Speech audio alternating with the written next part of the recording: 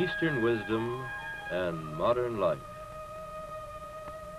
with Alan W. Watts. Produced by KQED San Francisco for the Educational Television and Radio Center.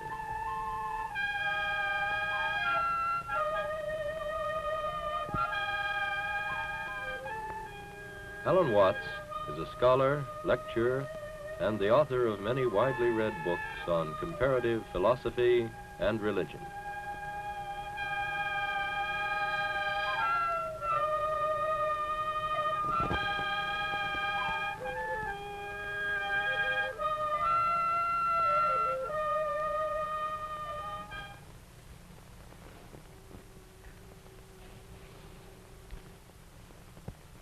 It was as a result of looking at paintings like this that I first became interested in Eastern philosophy.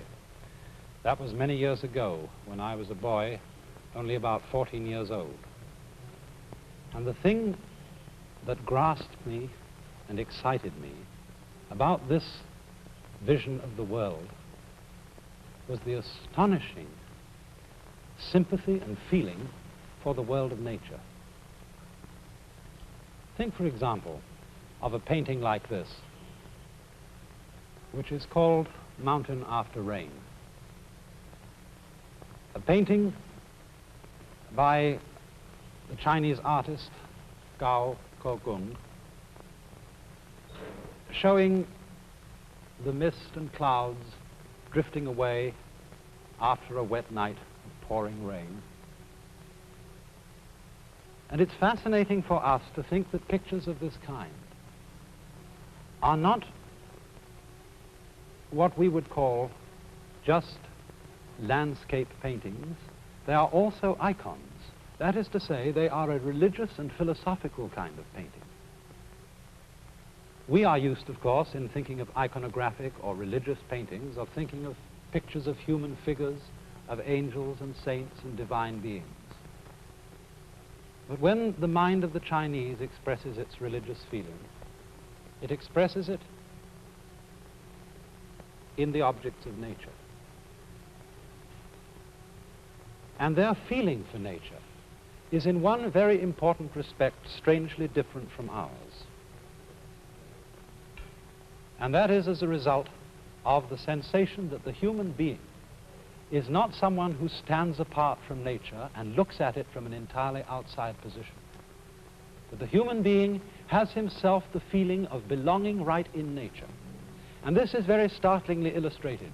If you look at another painting, this one by the great Sung Dynasty painter Ma Yuan, called Poet Drinking by Moonlight. You would think it was just a landscape painting and puzzle, find the poet. But if you look very closely in the bottom part of the painting, you will see him right there, drinking a cup of wine, sitting at a table with his boy attendant beside him. I suppose that's the equivalent of what would be a graduate student for a professor of English literature in these days. But that tiny man lost in the landscape is representative and symbolic of the whole attitude of the Chinese mind and of Chinese philosophy to the harmony of man and nature. Man not dominating nature, but fitting into it and feeling perfectly at home. But you know, our attitude is very strangely different. And we constantly use a phrase which in the ears of Chinese people sounds very peculiar indeed. We speak constantly of the conquest of nature, the conquest of space, the conquest of mountains like Everest. And they would say to us, well, what's the matter with you? Why must you be in such a fight all the time with your environment? Aren't you grateful to the mountain that it itself lifted you up when you got to the top of it? Aren't you grateful to space that it opens itself out for you so that you can travel through it? Why do you think all the time of getting into a fight with it? But that is indeed, isn't it, our dominant feeling. That we are using science and technology, the powers of electricity and steel, to carry on a fight with our external world and to beat our surroundings into submission with bulldozers. And it's also the same with our attitude to our own nature, because we've been brought up in a religio-philosophical tradition which has taught us to a great extent to mistrust ourselves. That is to say, it has taught us as reasoning and willing beings to mistrust our animal and instinctual nature. We have inherited a doctrine of original sin which tells us not to be too friendly, to be very cautious with our own human nature. And this is something which is all very well, for we have indeed achieved marvelous things by technological interference with and alteration of nature. But if this thing is carried beyond a certain point, it gets us into very serious trouble indeed, as a result of what I would call the law of diminishing returns. Now, it's something like this, to illustrate it in a very simple way. Supposing you start mistrusting your own senses. Supposing you're the sort of person who, when you go out for a walk in the morning, you were going down to the market and you wonder, did I turn off the gas stove? And you've only gone a few paces from your house and you think you must go back and take a look in the kitchen and see if you really did turn it off. So back you go and you open the back door and look in the kitchen. Yes, you did turn it off. So you close the back door and off you go again. And then a few paces out you think, I wonder if I really saw correctly. Did I look carefully enough? And if at that point you break down and go back again, the more careful you're going to be, you're never going to get out shopping. You're going to be tied in a bind. And although you may say, well, that's only the sort of thing a very stupid person indeed would do, as a matter of fact, this is what our culture is beginning to carry on in very big dimensions. For example, we are privileged in the United States to enjoy freedom in a way that many other peoples in the world don't have it. Yet at the same time, we're very anxious to be sure that our freedom won't be abused. And we keep saying when somebody does something that is an abuse of freedom, there ought to be a law against it. And so hundreds and thousands of laws are put into effect to prevent people from abusing their freedom. And so much legislation involves the most complicated processes of record keeping. As, for example, the records you have to send in every April to be sure you didn't cheat on your financial affairs. Records which become more and more and more complicated, so that nowadays sending in an ordinary individual income tax return is said to be as complicated as extracting the cube root of a complicated number. And the net result of our anxiety to write down just exactly and to the last hair, so that some shyster lawyer won't find a loophole, exactly and to the last hair what we may and may not do, the net result of this is it's becoming increasingly difficult to do anything at all. In other words, if you want to start a business enterprise, if you want to create, say, a non-profit society, you have to hire lawyers, you have to have whole staffs of secretaries to attend to the bookkeeping, the records, the returns that must be made to the government. And some of our great universities even have vice presidents in charge of relations with the government. The same thing comes out, for example, also in our animosity to nature in the sense of wanting to obliterate distance. We want to go faster and faster everywhere we go, and so annihilate the span of the earth between ourselves and the place we want to reach. But what is the ultimate result of this? Just think of it. If you're getting faster and faster from point to point, and obliterating the distance between points, two things happen. In the first place, all points that are set next to each other by, say, jet propulsion, tend to become the same point.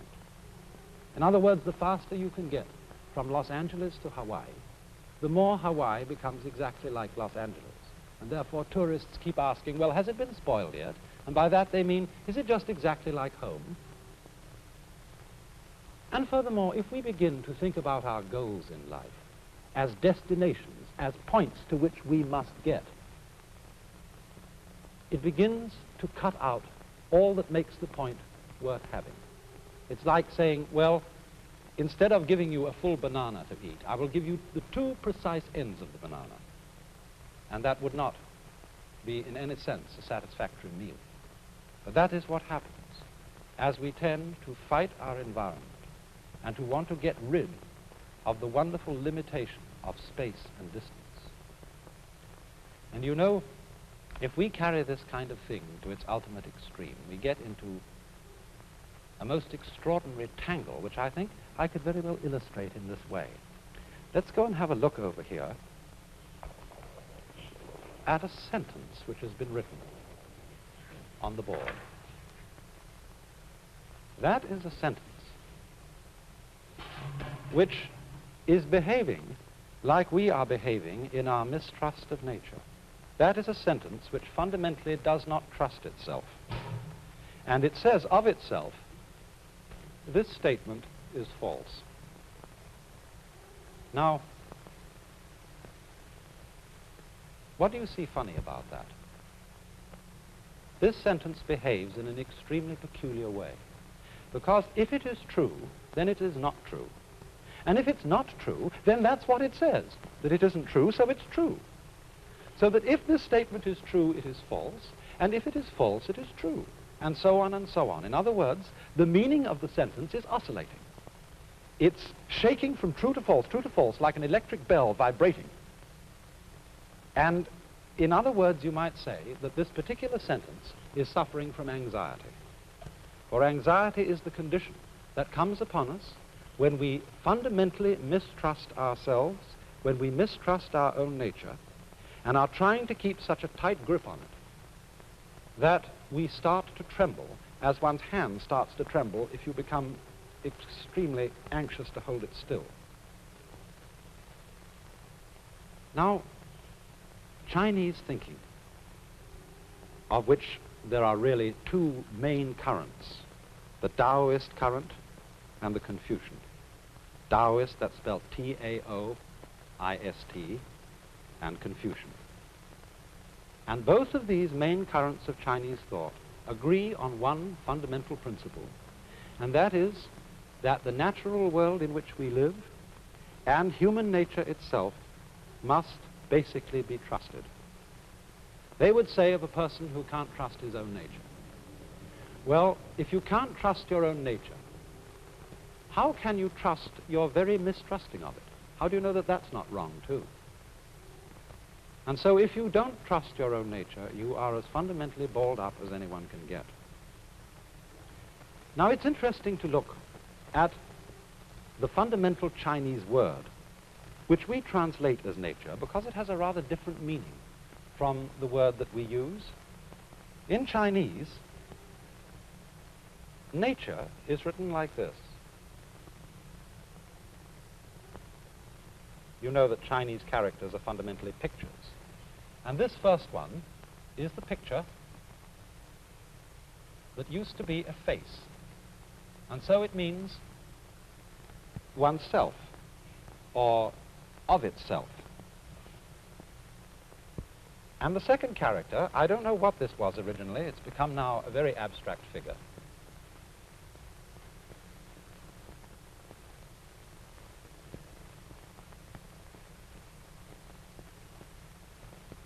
That means so.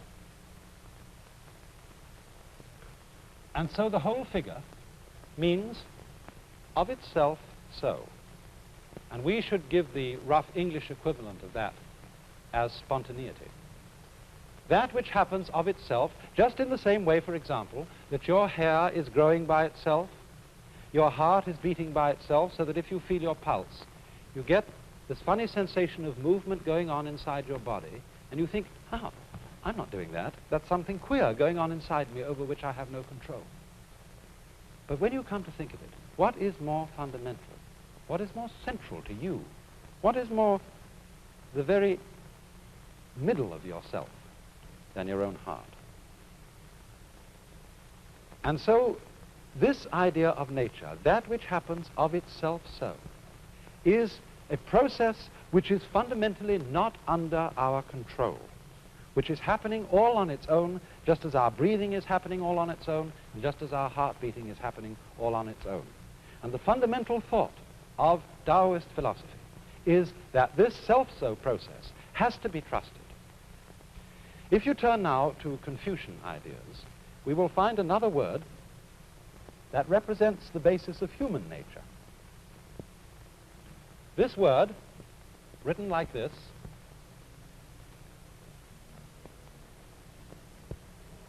has a funny pronunciation. Although when we Romanize this word in English, we spell it J-E-N, it's pronounced Yuan. Sort of like rolling an R, or rather saying R but not rolling it. And this word is the cardinal virtue in the whole system of Confucian morality. It's usually translated human-heartedness or humanness. But when Confucius was asked to give a precise definition of it, he refused. He said, you have to feel the meaning of this virtue. You must never put it into words. And the wisdom of his attitude about not defining Yuan is simply this, that a human being is always greater than anything he can say about himself and anything he can think about himself. If we formulate ideas about our own nature, about how our own minds and emotions work, those ideas are always going to be qualitatively inferior, that is to say, far less complicated, far less alive than the actual author of the ideas themselves, and that is us. So there's something about ourselves which we can never get at, which we can never define, in just the same way that you can't bite your own teeth, you can't, without the aid of a mirror, look into your own eyes, you can't hear your own ears, and you can't make your own hand catch hold of itself. So that you must basically trust this. Confucius would say he would rather trust human passions and instincts than he would sometimes trust human ideas about what is right. For example, when people go to war, they very often go to war about who has the right ideology, who has the right of this particular dispute and who has the wrong of it. And because there can be no agreement, no compromise between principles of right and wrong, ideological wars generally tend to be vastly destructive. On the other hand, when we go to war for simple, ordinary greed, because I am greedy of another people, of another nation, I want to carry off their goods, I want to carry off their women, I will at least be sure in going to war with them that I don't destroy the thing I want to possess. And so, if we are then bound to trust our own nature, this attitude of hands off, of not interfering with oneself beyond a certain point, is called, again in Lao Tzu's Taoist philosophy, this: Wu,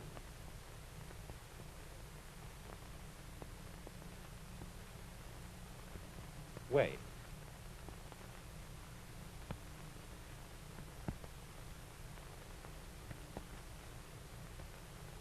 This character means no, not, or don't.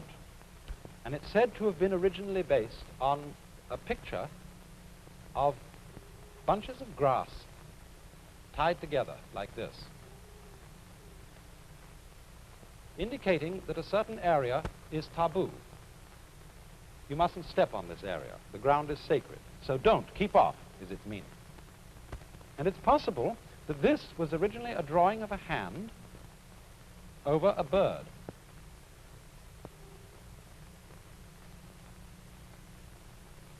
Like this. So the meaning of this is grasping a bird. The whole idea is don't grasp the bird. In other words, don't clutch at what is living. If, for instance, you, like sometimes little children, pick up a kitten, and they're so eager to hold the kitten that they squeeze it tightly, and the kitty says, meow, meow, and scratches the child all over the place. It's because he is loving it, he is grasping it too tightly. And so in the same way, we have to allow all living things to let go and manage themselves. Look, supposing if in drawing I wanted to be absolutely certain that my hand didn't go away from a line, and oh, I began to get anxious. Is it going to go straight? And so let's bring in this hand to hold on to it. Oh, let's send this one straight. But now how can I be sure my left hand's going to stay still? Maybe the right one will have to catch hold of it. Oh, and then we're in a total mess.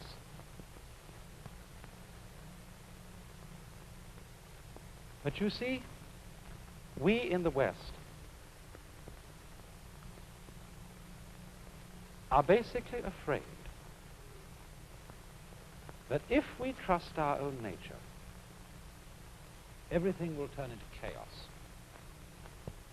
We're afraid, as it were, not to keep holding a club over our heads, to keep watching on our instincts and our passions and our so-called uncivilized animal natures, fearing that they will go awry. But you know, when you let go of that grip on yourself, sometimes astounding things happen. You get out of your own light. You're functioning all together in one piece.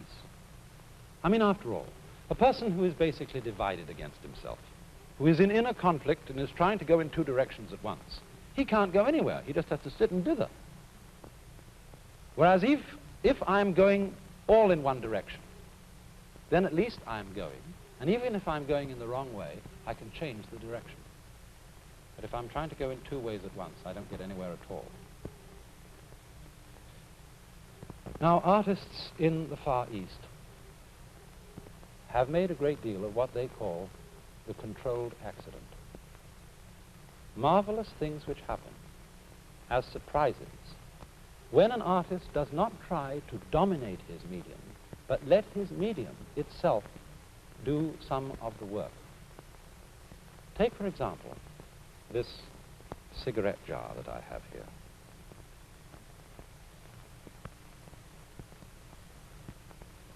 You see the glaze has just been slopped on it with a swift motion of the wrist. And do you notice, as I turn it, that there are all sorts of little flecks of white inside the black outline there. And little flecks of black, like right here, outside the main band of black. It's incidental things like this which to the Chinese and Japanese mind, and increasingly to our own way of thinking, make the real beauty of things. For instance, consider a shell like this. Here is an object which any one of you would pick up on the beach if you saw it. And yet, what does it represent? If you saw a painting with markings on like that, you might say, well, that's not what I call a painting. It doesn't look like anything. And yet, as I say, none of you would hesitate to pick that up and treasure it if you found it. For it, too, like the jar, is a sort of controlled accident. And it is the art of trusting the medium to express itself along with your own contribution to it as an artist. When this harmonious relationship of man and nature is brought into play, we get marvelous little objects of this kind. And so in the same way, if we can learn to trust our own nature, we will, I think, be profoundly surprised that things don't go out of control at all, but on the contrary, suddenly come back into control. Take, for example, a very familiar instance. Supposing you're learning to ride a bicycle. Some of you will have known that when you started out this rather difficult art, you found yourself immediately falling over, and your first instinct was to turn the wheel right opposite the direction in which you were falling. And in this way, you collapsed totally on the ground. It seemed to be common sense to turn away from the direction in which you were falling And yet the thing you have to learn to do is to turn the wheel in the direction in which you're falling. And in this way, you zoop, suddenly come up straight again, and you're in control. You expected to fall. You went with the fall, and you came to yourself again. In precisely the same way. When we go with our own nature, our own inner feelings, we come into control of them. We don't lose control. If we fight them, we get in that state of balled upness, of anxiety, of dither, which makes us incapable of doing anything at all. An anxiety and a dither which is comparable to the whole problem of maintaining freedom in a world like ours. The problem that we are in danger of losing our freedom through being over-anxious to preserve it. Or think of another illustration. Those of you who live in the East and the Middle West are familiar every winter with the problems of icy roads. But any good driver knows that when you skid on an icy road, you have to turn in the direction of your skid and not against your skid. That again brings you into control. To fight the trend of things, to fight what the Chinese call the Tao, the T-A-O, the way of nature, is to come into conflict with nature so that you can't do anything at all. Or another common example, everybody who ever used a sailing boat knows that if you are going to move, you've got to keep the wind in your sails. Even if you want to go against the wind, you would never dream of turning the boat directly into the path of the wind. So you always have in some way to keep the wind behind you. But when you want to go against the wind, you don't fight the wind, you use the wind. You, in other words, tack against it at an angle so that it blows you into itself. And this is the fundamental principle of Chinese philosophy, which underlies that startling manifestation of it in Japanese wrestling called judo, where you overcome the enemy not by opposing him, but by using his own strength to bring about his downfall. For this is the philosophy of bend and survive, of the strength of weakness, as the willow trees under snow go supple and drop the snow, but the pine with its tough branch piles up the snow and cracks.